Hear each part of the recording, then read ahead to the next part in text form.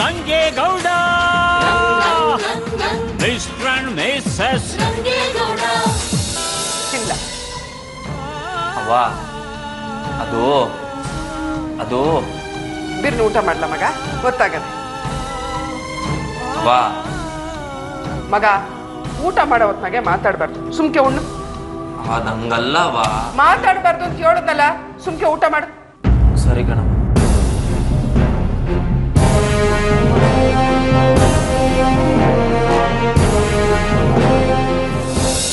ಆ ವಿಚಾರ ಗೊತ್ತಾಗಿ ಊರಲ್ಲೆಲ್ಲ ಸುಮ್ಮನೆ ಬಿಟ್ಟಾರ ಅಂದ್ರೆ ನಾನಿದನ್ನ ಇಲ್ಲಿಗೆ ಬಿಟ್ರೆ ಗ್ಯಾರಂಟಿ ಇದು ಎಕ್ಕುಟ್ಟೋಯ್ತದೆ. ಇದನ್ನ ಏನು ಮಾಡಬೇಕು? ಇಲ್ಲ, ಈ ವಿಚಾರ ಯಾರಿಗೂ ಗೊತ್ತಾಗ್ದಂಗೆ ಈಗಲೇ ತಡಿಬೇಕು.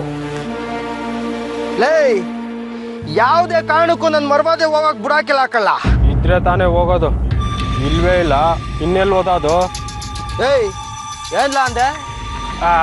ಏನಿಲ್ಲ, ಏನಾರು ಆಗೋಕ್ಕಿಂತ ಮುಂಚೆ ಬಿರ್ನೆ ಯೋಚನೆ ಮಾಡಿ ಕೈ ಮೀರೋದ್ರೆ ಏನು ಮಾಡೋಕ್ಕಾಗಿಲ್ಲ.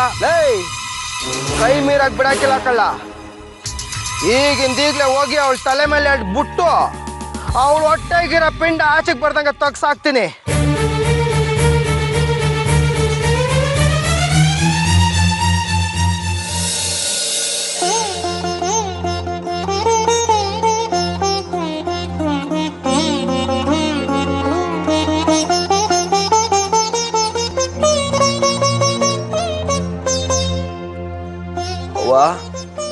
ವಾ ಏನ್ಲ ಮಗ ಈಗೆದ್ಯಾ? ಹ್ಞೂ ಕಣವ. ವಾ, ಅದು ಏನ್ಲ ಮಗ? ರಾತ್ರಿ ಹೇಳದ್ನಲ್ಲವ, ನಿನ್ ಕುಟೆ ಒಂದು ಮುಖ್ಯವಾದ ವಿಚಾರ ಮಾತಾಡ್ಬೇಕು ಅಂತ, ಅದಕ್ಕೆ ಬಂದೆ. ವಿಚಾರನಾ? ಯಾವ ವಿಚಾರಲ್ಲ? ಅದೇ ಅವ, ಲಗ್ನದ ವಿಚಾರ. ನೋಡ್ಲ ಮಗ, ಯಾರ ಪೂಜೆಗೆ ಸಿದ್ಧ ಮಾಡ್ಕೊಂಡಿವ್ನಿ, ಮೊದ್ಲಿದ್ ಮುಗಿಲಿ, ಆಮ್ಯಾಗ ನಿನ್ ಕುಟೆ ಮಾತಾಡ್ತೀನಿ. ಅವೋ, ರಾತ್ರಿಯಿಂದಲೂ ನೀನು ಹೇಳೋದ್ ಕೇಳ್ತಾನೆ ಇಲ್ಲ. ನೀನೇ ನೋಡ್ತಾ ಇದ್ದಿಲ್ಲ ಮಗ, ಒತ್ತಾರೆಯಿಂದ ನಂಗೆ ಪುರ್ಸೊತ್ತೇ ಇಲ್ಲ.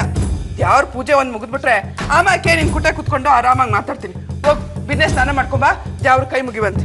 ಸ್ನಾನ ಆಮೇಲೆ ಮಾಡ್ತೀನಿ ಕಣವ, ಇನ್ನ ಹೇಳೋದ್ ಕೇಳವ. ರಂಗೇಗೌಡ, ನಿಂದ್ ಯಾಕೋ ಸ್ನಾನ ಜಾಸ್ತಿ ಆಯ್ತು. ನಿಂಗೆ ಗೊತ್ತಲ್ಲ ದೇವ್ರ ಪೂಜೆ ವಿಸಿದಾಗೆ ನಾನು ಏನ್ ಕಟ್ಟಿಟ್ಟು ಅಂತ. ಹೋಗು ಬಿನ್ನೆ ಸ್ನಾನ ಮಾಡ್ಕೊಂಬ, ಹೋಗು.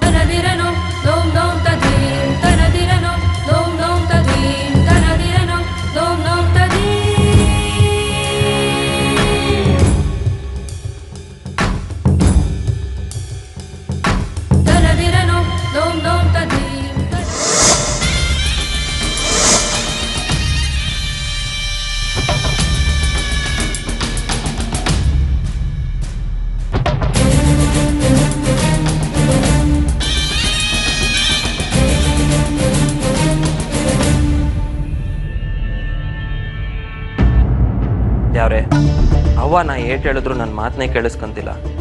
ನೀನೇ ಹೆಂಗಾರ ಮಾಡಿ ನನ್ನ ಐಸು ಲಗ್ನದ ವಿಚಾರವ ಅವಂಗೆ ತಿಳಿಸೋ ಹಂಗೆ ಏನಾರ ಮಾಡೋದು ಯಾವ್ರೆ.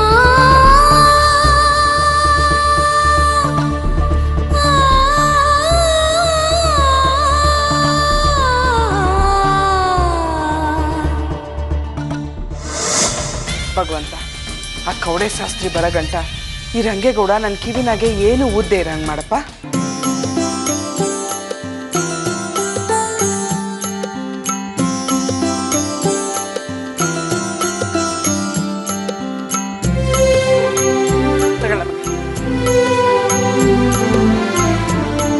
ಅವ್ವ, ಅದು ನಾ ಎಲ್ಲೋದ ದೇವಸ್ಥಾನಕ್ಕೆ ಅಕ್ಕಿ ಕೊಡ್ಬೇಕು ಅಂತ ಹೇಳಿದ್ದೆ.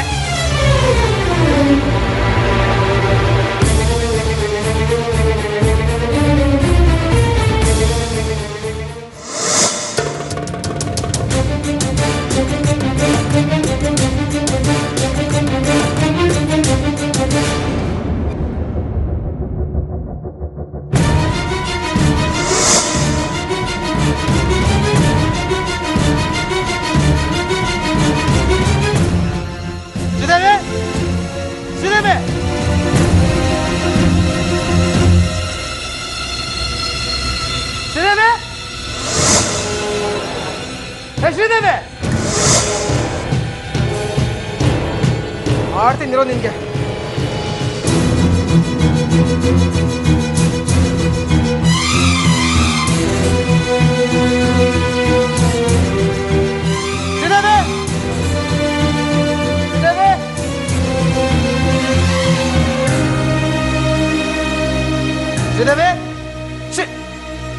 ಏಯ್ ಆಟೋದಿಂದ ಕೂಗ್ತಾ ಇದೀನಿ ಹಾವು ಅನ್ನಕ್ಕಿಲ್ವಾ ಬಾರೆ ಬಾ ಕೂಗ್ತಾ ಇದ್ದೆ ಆಟ ಆಡ್ತಾ ಇದ್ದೆ ಬಾ ಸುಮ್ಮನೆ ಏನ್ ಮಾಡ್ತಾ ಇದ್ರಿ ಇಲ್ಲಿ ಏನು ಇನ್ಕಳ್ಳ ಮಗ, ನೀನಂತೂ ನಮ್ಮನ್ನು ಲಗ್ನ ಕರೆದಿಲ್ಲ, ಅದಕ್ಕೆಯ ನಾವೇ ಮಾತಾಡ್ಸ್ಕೊಂಡು ಹೋಗವ ಅಂತೇಳಿ ಬಂದ್ವಿ. ಮಗ ಗೋಪಾಲ, ಶ್ರೀದೇವಿ, ದೊಡ್ಡವ್ರ ಕಾಲಿಗೆ ಬಿದ್ದು ಆಶೀರ್ವಾದ ತಗೊಳ್ಳಿ.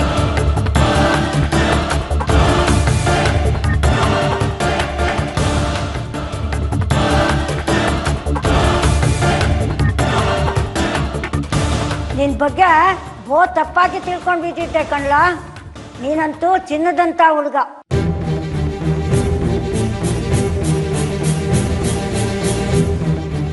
ನಿನ್ನನ್ನು ಏನೋ ಅಂತೇಳಿ ತಿಳ್ಕೊಂಡು ಬಿಟ್ಟಿದ್ವಿ. ನೀನು ತರ್ಲೆ ಉಡಾಳ ಅಂತ ಏನೋ ತಪ್ಪಾಗಿ ತಿಳ್ಕೊಂಡು ಬಿಟ್ಟಿದ್ವಿ. ಆದ್ರೆ ನೀನು ಎಂಥ ಹುಡುಗಿಗೆ ಎಂಥ ಬಾಳ್ಕೊಟ್ಟೆ.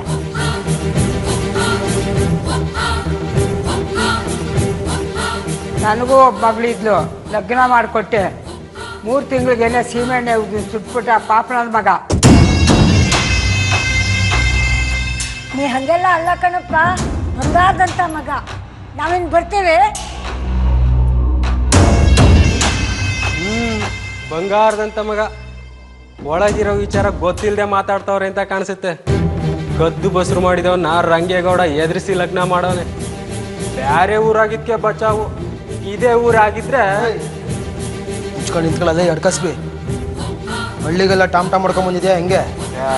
ಇಲ್ಲ ಕಣೋಣ. ನೋಡ್ಲ ಮಗ, ನಮ್ ರಂಗೇಗೌಡನ ಕಡೆಯಿಂದ ನಿನ್ಗೆ ಈ ಗೌರವ ಸಿಕ್ಕೈತೆ, ಸಂತೋಷ ಪಡು. ಇದನ್ನೇ ಉಳಿಸ್ಕೊಂಡು ಹೋಗು. ಒಳ್ಳೆತನಕ್ಕೆ ಏಸ್ ಬೆಲೆ ಐತೆ ಅಂತ ನಿನ್ ಈಗ್ಲಾದ್ರೂ ಅರ್ಥ ಆಯ್ತಾ? ಸತ್ತಾಗ ಎಲ್ರು ಸ್ವರ್ಗಕ್ಕೆ ಹೋಯ್ತೀವಿ ಅಂತ ಅನ್ಕೊಳಕ್ ಆಗಕ್ಕಿಲ್ಲ. ಸ್ವರ್ಗ ನರಕ ಎಲ್ಲ ಇಲ್ಲೇ ಇರೋದು. ಇರಗಂಟ 4 ಜನ ಮೆಚ್ಚೋ ಹಾಗೆ ಬಾಳ್ವೆ ಮಾಡ್ಬೇಕು. ನಿನ್ನಲ್ಲೂ ಆ ಪಿರುತಿ ವಿಶ್ವಾಸ ಎಲ್ಲ ಐತೆ ಅಂತ ನಂಗೆ ಗೊತ್ತು ಮಗ. ಅದನ್ನೇ ಬೆಳೆಸ್ಕೊಂಡು ಹೋಗು. ಬಾ ಮಗ ನೀನು.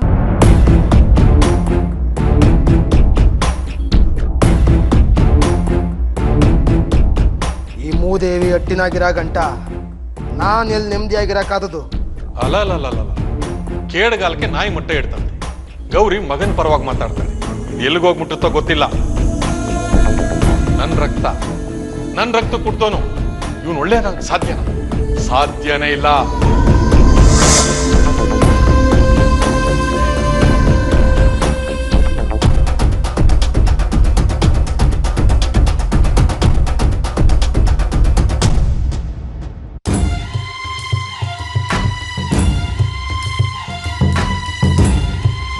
ಅವ್ವ, ಇಂಥವೊಂದು ಮುಖ್ಯವಾದ ವಿಚಾರ ಮಾತಾಡ್ಬೇಕು ಅಂತ ಹೇಳಿದ್ನಲ್ಲ ಮಗ. ಒಟ್ಟಿಗೆ ಉಣ್ಣವಾಗಾದ್ರೂ ಹೊಸಿ ನೆಮ್ಮದಿಯಾಗಿ ಉಣ್ಣು. ಅದು ಹಂಗಲ್ಲ ಕಣವ. ಆ ವಿಚಾರ ಹೇಳೋ ಗಂಟ ನನ್ನ ಗಂಟ್ಲಲ್ಲಿ ಒಂದು ತುತ್ತು ಇಳಿಯಕ್ಕಿಲ್ಲ. ಆಯ್ತು ಮಗ, ಮೊದ್ಲು ನೀನು ಉಣ್ಣು, ಆಮ್ಯಾಕೆ ಮಾತಾಡವ.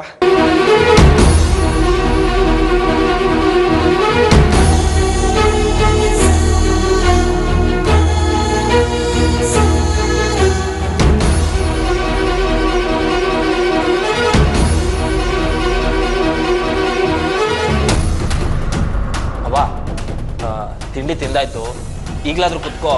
ನಿನ್ಗ ವಿಚಾರ ಹೇಳೋ ಗಂಟ ನನಗೆ ಸಮಾಧಾನ ಇಲ್ಲ. ಅದೇನು ಅಂತ ಹೇಳ ಮಗ. ಅವ್ವ, ಅದು ಏನಿಲ್ಲ, ನಾನೊಂದು ತೆಪ್ಪು ಮಾಡ್ಬಿಟ್ಟಿದ್ದೀನಿ. ಅದಕ್ಕೆ ರಂಗೇಗೌಡ, ನೀ ತೆಪ್ಪು ಮಾಡಿದ್ಯಾ?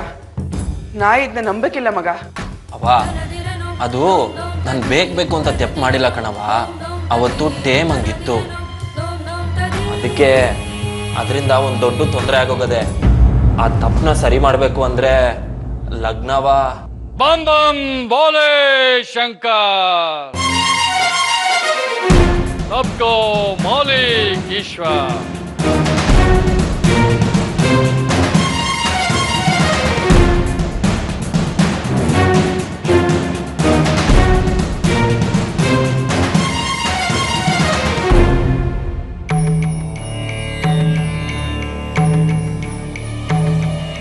ಇದೆ ಇಲ್ಲಿ ಒಂದು ಸಮಸ್ಯೆ ಇದೆ.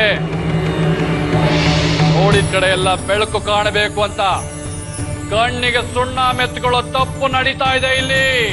ಬಂ ಬಂ ಬೋಲೆ ಶಂಕರ್. ಕವಳೆ ಶಾಸ್ತ್ರಿಗಳೇ, ಬನ್ನಿ ಕುಂತ್ಕೊಳ್ಳಿ. ಜೋಳಿ ಶಾಸ್ತ್ರಿಗಳೇ, ಏನೋ ತಪ್ಪು ನಡೀತಾ ಇದೆ ಅಂದ್ರಲ್ಲ, ಅದೇನು ಅಂತ ಹೇಳಿದ್ರೆ ತೆಪ್ಪು ಕಾಣಿಕೆ ಕಟ್ಬಿಟ್ಟು ಸರಿ ಮಾಡ್ಕೊಂಡ್ಬಿಡ್ತೀವಿ. ನೀವು ಮಾಡೋ ಕೊಟ್ಟಿರೋ ತಪ್ಪು ಕಾಣಿಕೆ ಕಟ್ಟಿ ಸರಿ ಮಾಡ್ಕೊಳ್ಳೋ ತಪ್ಪಲ್ಲ, ಅದು ಘೋರ ಅಪರಾಧ.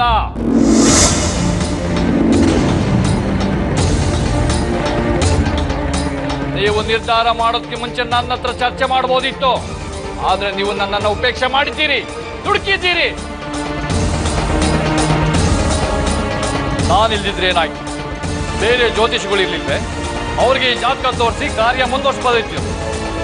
ಯಾವ ಲೆಕ್ಕಾಚಾರದಲ್ಲಿ ಈ ತೀರ್ಮಾನ ತಗೊಂಡ್ರಿ? ಶಾಸ್ತ್ರಿಗಳೇ, ನೀವು ಏನ್ ಹೇಳ್ತಾ ಇದ್ದೀರಾ ಅನ್ನೋದೇ ನಂಗೆ ಅರ್ಥ ಆಯ್ತಾ ಇಲ್ಲ. ನಾನು ಅನ್ನೋದು ಬುದ್ಧಿ ಮೇಲೆ ಮಸಿ ಬೆಳೆದಾಗೆ ಒಳ್ಳೆಯದು ಕೆಟ್ಟದು ಅರ್ಥ ಆಗೋದಿಲ್ಲ. ನಾನು ಮಾತಾಡ್ತಾ ಇರೋದು ರಂಗೇಗೌಡನ ಮದುವೆ ವಿಚಾರದ ಬಗ್ಗೆ. ನೀವು ಜಾತಕ ಕೊಟ್ಟು ಶಾಸ್ತ್ರ ನೋಡಿ ಈ ಮದುವೆನ ನಿಶ್ಚಯ ಮಾಡಿದ್ದೀರಾ? ಹೌದು ಶಾಸ್ತ್ರಿಗಳೇ, ನಮ್ಮ ಅಣ್ಣನ್ ತವ ಹುಡುಗ ಹುಡುಗಿ ಜಾತಕ ಕೊಟ್ಟು ಕಳ್ಸಿದ್ನಲ್ಲ. ನೀವು ಕೊಟ್ಟು ಕಳಿಸಿದ್ದೀರಿ. ನಾನು ಊರಲ್ಲಿಲ್ಲ ಅನ್ನೋದು ತಿಳಿದು, ಅಲ್ಲಿ ಯಾರು ಏನು ಅನ್ನೋದು ತಿಳಿದೆ, ಮೂರನೇ ವ್ಯಕ್ತಿಗೆ ಜಾತಕ ಕೊಟ್ಟು ಬಂದಿದ್ದಾರೆ ಇವರು. ನಾನು ಊರಿಂದ ಬಂದ ಮೇಲೆ ಜಾತಕವನ್ನು ಗಮನಿಸಿದಾಗ ನೀವು ಮದುವೆ ಮಾಡೋ ಕೊಟ್ಟಿರೋದು ದೊಡ್ಡ ತಪ್ಪು ಅನ್ನೋದು ನನಗೆ ತಿಳಿಯಿತು. ನೋಡಿ, ನೀವು ದೊಡ್ಡ ತಪ್ಪು ಮಾಡ್ತಾ ಇದ್ದೀರಿ. ಅಣ್ಣ, ಅವತ್ತು ಶಾಸ್ತ್ರಿಗಳ ತಕ್ಕ ಹೋಗಿದ್ದೆ, ಏನು ತೊಂದರೆ ಇಲ್ಲ ಅಂತ ಹೇಳಿದ್ರು ಅಂತೆ. ಮತ್ ಯಾವ ಶಾಸ್ತ್ರಿಗಳ ತಕ್ಕ ಹೋಗಿದ್ದೆ? ಇವ್ರ ತಕ್ಕೆ ಹೋಗಿದ್ದವ. ಇವ್ರ ಶಿಷ್ಯ ಇವ್ರು ಊರ್ನಾಗಿಲ್ಲ ಅಂತ ಹೇಳ್ದ. ಏನು ಎಲ್ಲ ನೋಡಿ ನಿಶ್ಚಯ ಆಗೋದಲ್ಲ, ಎಲ್ಲ ಒಳ್ಳೇದಾಯ್ತದೆ ಅಂತ ಹಾಗೆ ಬಂದ್ಬಿಟ್ಟೆ. ನಿಮ್ಮಂತವ್ರು ಮಾಡೋ ತಪ್ಪುಗಳಿಂದ ನಮ್ಮಂತವ್ರಿಗೆ ಕೆಟ್ಟ ಹೆಸರು. ನಾಳೆ ಮದುವೆ ಆಗೋಗುತ್ತೆ, ಆಮೇಲೆ ತೊಂದರೆಗಳಾದ್ರೆ ಯಾರು ಮದುವೆ ಮಾಡಿಸಿದ್ರು ಅಂತ ಕೇಳ್ತಾರೆ. ಆಗ ನೀವು ನಮ್ಮ ಹೆಸರು ಹೇಳ್ತೀರಾ? ಯಾವ ಲೆಕ್ಕಾಚಾರದಲ್ಲಿ ಮದುವೆ ಮಾಡೋದು ಕೇಳ್ದ ಅಂತ ಕೇಳ್ತಾರೆ. ಅದರಿಂದ ನಮಗೆ ಕೆಟ್ಟ ಹೆಸರು. ಶಾಸ್ತ್ರಿಗಳೇ, ಈಗ ಏನಾಯ್ತು ಅಂತ ನಾರ ಹೇಳಿ. ನೀವು ಅಂದ್ಕೊಂಡಾಗೆ ರಂಗೇಗೌಡರ ಮದುವೆ ಆದ್ರೆ ಮದುವೆ ಆದ ಕ್ಷಣವೇ ನೀವು ಚಟ್ಟ ಏರ್ತೀರಾ.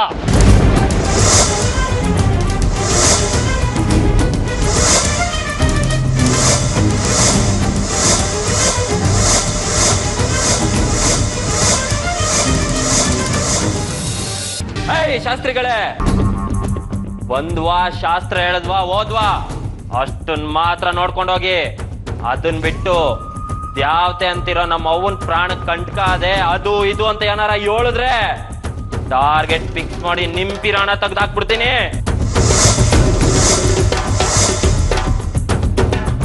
ನೋಡಿ, ಆ ಯಮಾನೆ ಬಂದ್ರು ಅವನ ಅಡ್ಡ ನಾನ್ ನಿಂತು ನನ್ನ ಪ್ರಾಣ ಕೊಟ್ಟಾದ್ರೂ ನಮ್ಮ ಅವ್ವನ್ ಪಿರಾಣ ಉಳಿಸ್ತೀನಿ.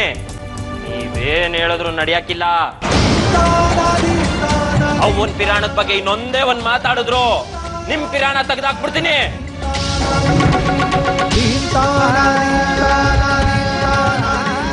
ಬಾ, ಇವ್ರು ಹೇಳಿದೇನು ನಡಿಯಾಕಿಲ್ಲ. ಬಾ, ನೀನೇನು ಯೋಚನೆ ಮಾಡ್ಬೇಡ, ಎಲ್ಲ ಒಳ್ಳೇದೇ ಆಯ್ತದೆ.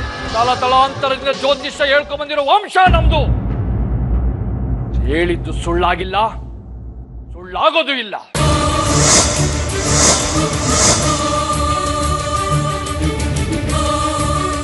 ನಿಮ್ಮ ತಂದೆ ಹಿರಿಗೌಡರು ಜೈಲಿಗೆ ಹೋಗ್ತಾರೆ ಅಂತ ಹೇಳಿದ್ದೆ, ಅದು ಸತ್ಯ ಆಯ್ತು. ಅಷ್ಟೇ ಅಲ್ಲ, ಈ ಮನೆಯಲ್ಲಿ ನಡೆಯೋ ಪ್ರತಿಯೊಂದು ಘಟನೆಗಳ ಬಗ್ಗೆ ಹೇಳಿದ್ದೀನಿ, ಅಷ್ಟು ಸತ್ಯ ಆಗಿದೆ. ಇದು ಸತ್ಯ ಆಗುತ್ತೆ. ನೀವು ಹಠ ಮಾಡಿ ಮದುವೆ ಮಾಡಿದ್ರಿ ಅಂದ್ರೆ ಮದುವೆ ಆದ ಚಪ್ರದ ಅಡಿನೇ ಚಟ್ಟ ಕಟ್ಟಬೇಕಾಗುತ್ತೆ.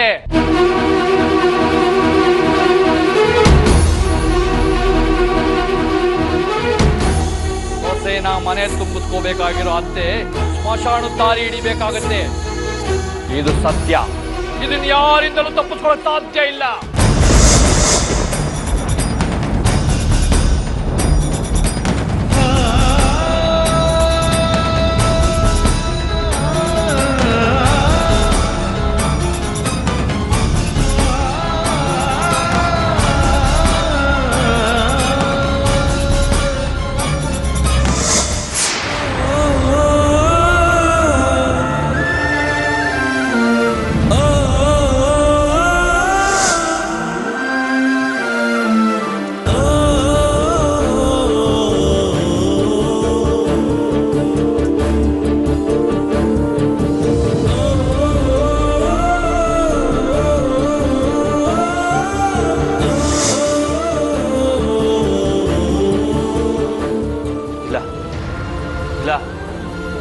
ನಾನು ನಮ್ಮವನ್ ಸಾಯಕ್ ಬಿಡೋಕಿಲ್ಲ. ಶಾಸ್ತ್ರಿಗಳೇ, ಇದಕ್ಕೆ ಏನ್ ಮಾಡ್ಬೇಕು ಅಂತ ಹೇಳಿ, ಏನಾದ್ರೂ ಒಂದು ಪರಿಹಾರ ಹೇಳಿ ಶಾಸ್ತ್ರಿಗಳೇ. ಉತ್ತರ ಇಲ್ದಿರೋ ಪ್ರಶ್ನೆ ಇಲ್ಲ, ಪರಿಹಾರ ಇಲ್ದಿರೋ ಸಮಸ್ಯೆ ಇಲ್ಲ. ಅದಕ್ಕೆ ನಾನು ಇಲ್ಲಿಗೆ ಬಂದಿರೋದು. ರಂಗೇಗೌಡ್ರೆ, ನೀವು ಸಮಾಧಾನ ಮಾಡ್ಕೊಳ್ಳಿ.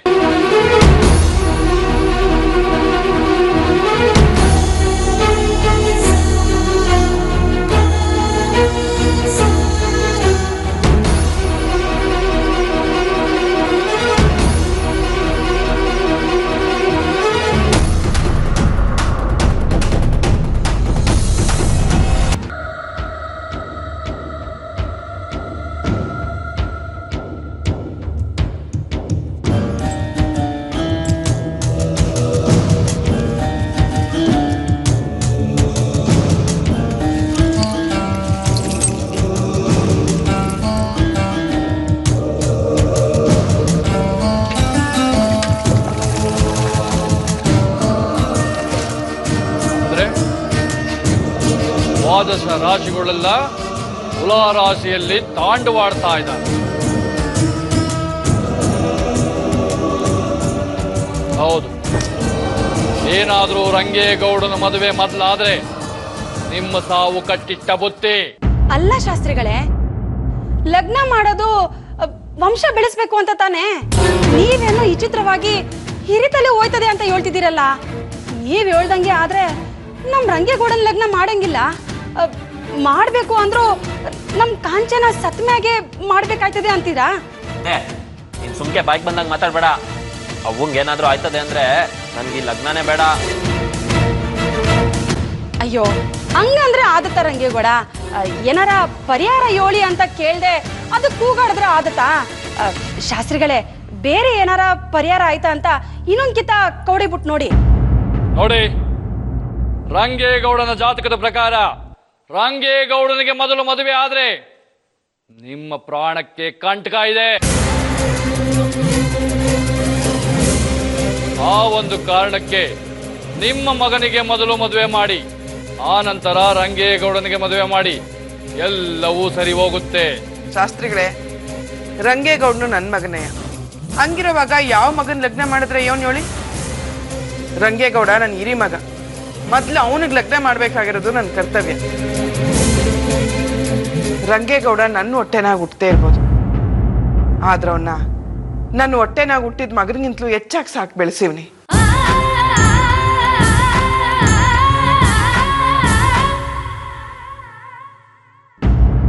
ನನ್ನ ದೃಷ್ಟಿನಾಗೆ ರಂಗೇಗೌಡ ನನ್ನ ಸ್ವಂತ ಮಗ.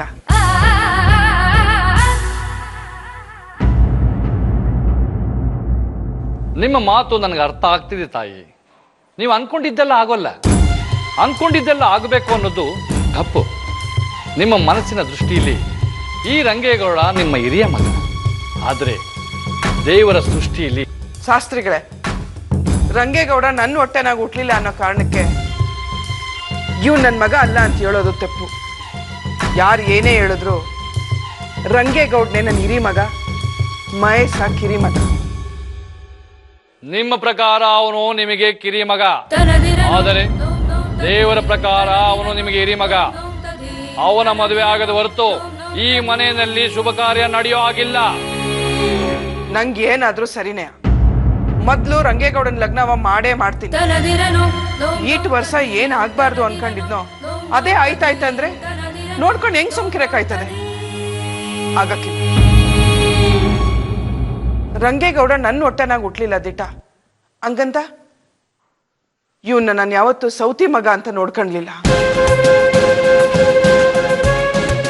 ಇವನು ಮಹೇಶ ಇಬ್ರು ಜೊತೆನಾಗಿದ್ರೆ ಇಬ್ರು ಬಂದು ಅವ್ವ ನಂಗೆ ಹೊಟ್ಟೆ ಎಸ್ತದೆ ಅಂದಾಗ ಎತ್ತು ಕರ್ಲಿನ ಸಂಕಟಕ್ಕೆ ಎಲ್ಲಿ ಮಹೇಶಂಗೆ ಮೊದಲೇ ತುತ್ತು ಕೊಟ್ರೆ ಈ ನನ್ನ ಕಂದನ ಮನ್ಸಿಗೆ ನೋವಾಯ್ತದೋ ಅಂತ ನನ್ನ ಎದೆನ್ ಕಲ್ಲು ಮಾಡ್ಕೊಂಡು ಇಬ್ಬರನ್ನು ದೂರ ದೂರ ಮಡಗಿ ಹೆಜ್ಜೆ ಹೆಜ್ಜೆಗೂ ಈ ನನ್ನ ಕಂದನ ಕಡೆಗೆ ಜ್ಞಾನ ಕೊಟ್ಟೆ. ಓದೋ ನೆಪದಾಗೆ ಮಹೇಶನ್ನ ಪಟ್ಟಣದಾಗ ಮಾಡಿದ್ದೆ. ಈಟೆಲ್ಲ ಮಾಡಿದ್ರು ಜನ ಮಲ್ತಾಯಿ ಅನ್ನೋದನ್ನ ಬಿಡ್ಲಿಲ್ಲ. ಜನ ಹೆಂಗಾನ ಹೋಗ್ಲಿ, ಅದ್ಯಾವ್ರಿಗೂ ನನ್ನ ಪಿರುತಿ ಅರ್ಥ ಆಗ್ಲಿಲ್ಲ. ಇವತ್ತು ಯಾಕೆ ಇಂಥ ಪರಿಸ್ಥಿತಿ ತಂದು ಮಡ್ಗವನೋ ನಾ ಕಾಣೆ. ಆಗ್ಲಿ, ಅವನು ನನ್ನ ಪಿರುತಿನ ಪರೀಕ್ಷೆ ಮಾಡಕ್ಕೆ ಇನ್ನು ಏಟ್ ಕಷ್ಟ ಕೊಡ್ತಾನೋ ಕೊಡ್ಲಿ. ಅದಕ್ಕೆಲ್ಲ ಹೆದರ್ಕೊಂಡು ರಂಗೇಗೌಡನ ಮ್ಯಾಲಿನ ಮಮಕಾರಕ್ಕೆ ಮೋಸ ಮಾಡಕ್ಕಿಲ್ಲ.